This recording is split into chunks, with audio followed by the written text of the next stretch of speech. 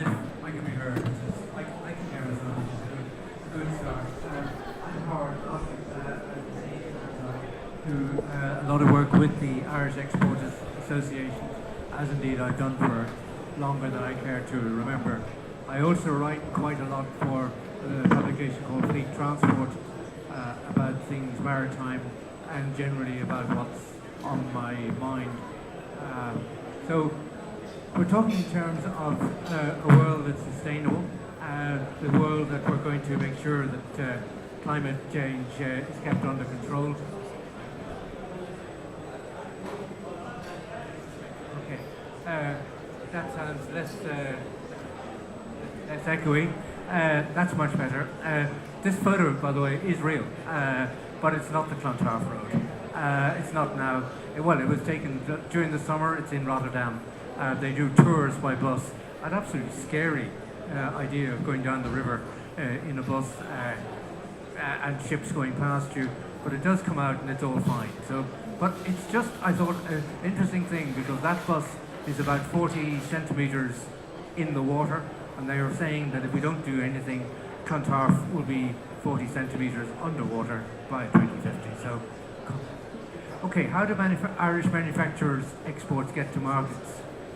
The obvious thing to us, but not necessarily if you're talking to people in Europe, the obvious thing is you've got to use a multitude of different transport modes. The particular map here is one from the EU. It's showing the what are known as the European transport corridors through the main ports, and it actually contains one little issue that is now exercising a lot of minds. But we'll come back to that at a later presentation. But on the actual traffic modes being used, each has its own particular issues regarding emissions. Freight using road transport. This is doing it very simply. It's probably overstating it to say diesel and petroleum are confined to history, but it is certainly the move is very strongly toward alternatives. Electric power, as in the van there, seems to be becoming a very strong issue, strong contender for heavy goods vehicles. The CNG is making very rapid progress. And strangely enough, in the last few weeks, a number of manufacturers have been pushing out prototypes of electric heavy vehicles as well. So that's not clear where that's going. And biofuels, hydrogen may also have a role to play.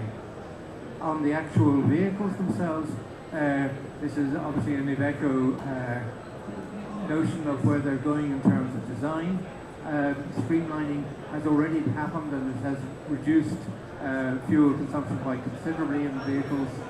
The ITS systems are being developed, which again you touched on earlier, means that transport planning is more accurate, again saving time, fuel and pollution. Platooning, running basically one after the other, together with non-driver vehicles, will also drive down fuel consumption. Robots can drive vehicles better than people can. So, scary thought, but it is probably the way it's going to come.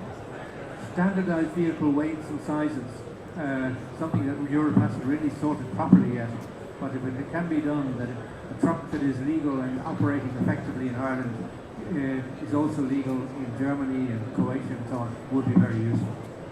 On sea freight, all vessels will have to work on lower sulfur fuel from 2020 in all European waters. At the moment that applies in the English Channel and the North Sea and the Baltic areas, but it will apply everywhere from 2020. So a vessel like that will have to have what are known as scrubbers, which basically cleans the exhaust emissions so that she is a good citizen in that regard. Most of the new vessels being built are capable of operating on LNG. Curiously, the new one being built for Irish ferries is not. And some of the smaller vessels, in particular the smaller ferries, the inter-island ones in Scotland, for example, operate on battery power. New hull coatings, the painting seeing underneath has reduced drag, and they are again getting 2 or 3% reduction in fuel burn by these. And of course, larger new vessels are only built larger because they drive down costs and they increase the use of better technology. On air freight, it's a curious one. When people talk about environment and stuff and saving the planet, air freight gets hammered straight away as being a bad thing. Well, not necessarily. The picture Alaska Air, which has now become, I think, the number 4 carrier within the US, allegedly that's of the plane taking off powered by biofuel on a demonstration flight about 6 months ago from Washington State across to Washington DC. It is a coming thing that more and more aircraft fuel will be biofuel derived. So again, improving the situation. Engines are improving, sometimes not fast enough for the manufacturers, but they are. A lot of work is done. And of course, you have the Amazon and their drones doing deliveries now, which is a whole new area. Oops. Rail freight. Okay.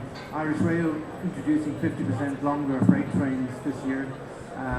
As of yesterday, it's about 48% longer than it's more practical. So that means again, same fuel burn, same carbon as an 18 wagon train, but the new 24 wagon ones will obviously be more efficient.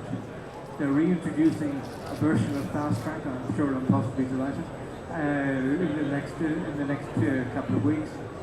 And the curious one, the last point here, the assumption that freight from the Far East to Europe has to come by ship or by plane is being very strongly challenged.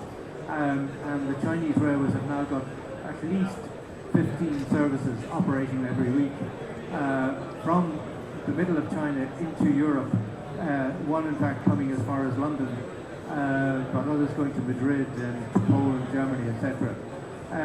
So that again, it's a lower carbon footprint, it's a bit slower than a plane, but it's an awful lot faster than a ship.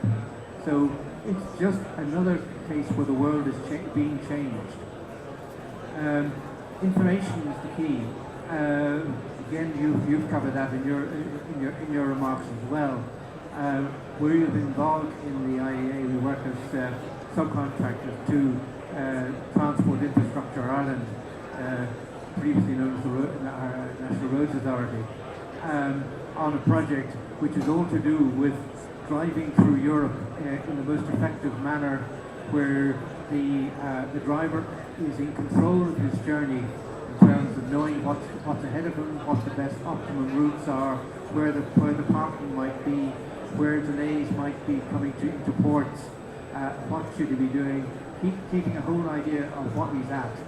But also, another side to this is looking at the alternative to driver-accompanied trailers and looking towards multimodal transport. Now in Ireland we're well familiar with it. In continental Europe a lot of people aren't as familiar, but we developed an intermodal route planner which will enable an exporter or an importer to choose a route from a wide variety of routes, literally from his town to another town. A lot of work is being done on this. We'll be talking about it later in the presentation just before lunch on some other state, but it is trying to enable people to think it out better as to the way in which they transport their goods, so that the goods are delivered to the minimum, with the minimum carbon footprint, reasonable cost, and in the time that required. So that's it for the moment. Thank you all very much, and we'll see some of you later. Thank you.